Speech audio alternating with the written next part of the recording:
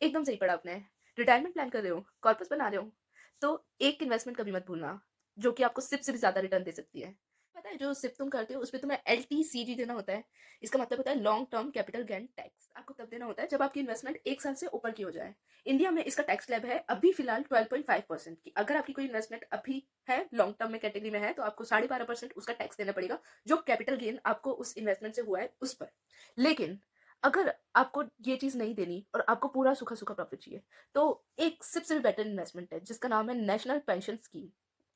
ये बहुत ज़्यादा अंडररेटेड इन्वेस्टमेंट है। मुझे पता है पहले हम इससे कतराते थे बिकॉज़ इसके जो थे वो मतलब वही गवर्नमेंट और गवर्नमेंट वाली बातें आ गई, वैसे थे। लेकिन 1 अक्टूबर 2025 से सब कुछ बदल गया। इसमें इतने मेजर चेंजेज़ आए कि इस इन्वेस्टमेंट को गवर्नमेंट ने सिप से भी बेटर बना दिया, म्यूचुअल फंड से भी बेटर बना दिया। जो मेजर चेंजेज़ इसमें आए हैं, आज मैं उसके बारे में आपको सबसे पहला चेंज जो इसमें आया है, वो आया है 100% इक्विटी इन्वेस्टमेंट।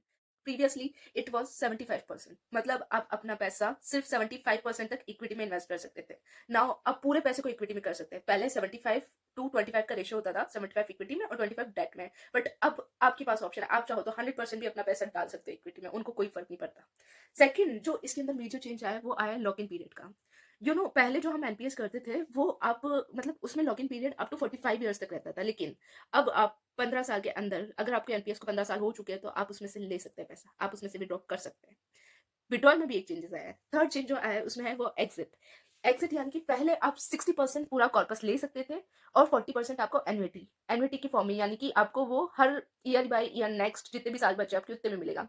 लेकिन अभी के चेंजेस के द्वारा आप उसमें से उस 60% को कम करके कर दिया, उस 60% को उस 60% को बढ़ा के कर दिया 80%। अब आप 80% पैसा अपना निकाल सकते हैं आफ्टर 15 इयर्स अगर आप चाहें तो।